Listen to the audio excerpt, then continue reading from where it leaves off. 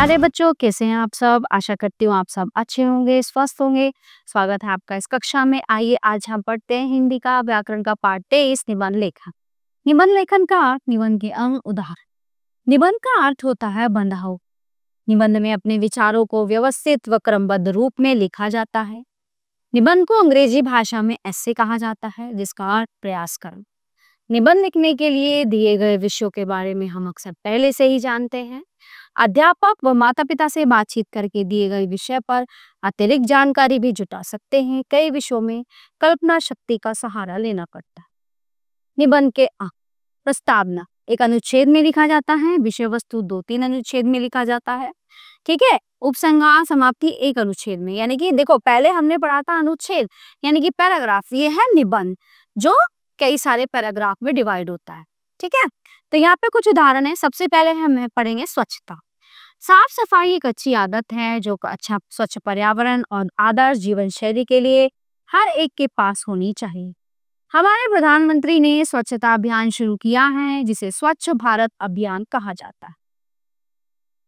हमें ये समझना चाहिए कि ये केवल हमारे प्रधानमंत्री का कार्य नहीं है, बल्कि ये समाज में रहने वाले हर इंसान की जिम्मेदारी है।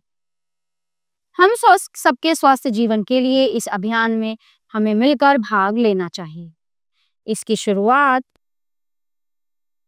घरों, विद्यालयों, कॉलेजों, समुदायों, कार्यालयों, संस्थानों से हो, जिससे कि देश में व्यापक स्तर पर स्वच्छ भारत क्रांति। हमें खुद को, घर, अपने आसपास, समाज, समुदाय, शहर, उद्यान और पर्यावरण आदि को रोज स्वच्छ रखने की जरूरत। हम सभी को स्वच्छता का ध्येय, महत्व तथा जरूरत को समझना चाहिए और इसे अपने दैनिक जीवन में लागू करना चाहिए। कई क्रियाओं के द्वारा विद्यालयों में बच्चों के बीच स्वच्छता को प्रसारित किया जाता है, जैसे विद्यालय परिसरों की सफाई, क्लासरूम की सफाई, लैब की सफाई, स्वच्छता पर पोस्टर बनाना, गंदगी को अलग अलग करना, निबंध लिखना, स्वच्छता पर पेंटिंग बनाना, कविता पाठ, समूह चर्चा, डॉक्यूमेंट्री वीडियो आदि, है ना। इस तरह से हम प्रेरित कर सकते हैं। फिर रक्षा, अच्छा ठीक है। फिर आता है दूसरा हमारा टॉपिक रक्षाबंधन। फिर आता है लड़कियों की शिक्षा। तो इसी तरह से, है ना। और फिर यहाँ पे आपको कुछ विषय भी दिए गए हैं जिन पर आपको निबंध लिखना है और उसका अभ्यास करें।